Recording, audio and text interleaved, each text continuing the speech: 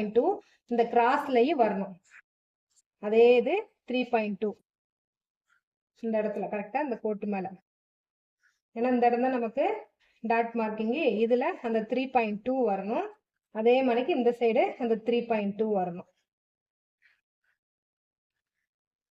நம்ம சென்டரை என்ன அந்த 3 இது அபெக்ஸ் பாயிண்ட் கொடுக்குறோமோ இந்த ஃபர்ஸ்ட் லைனு அதே தான் இந்த சைடு வரணும்.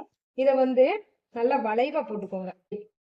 இந்த சைடு வந்து நம்ம எப்பயுமே டாட் வந்து என்ன செய்வோம், ஸ்ட்ரெயிட்டா பிடிப்போம்.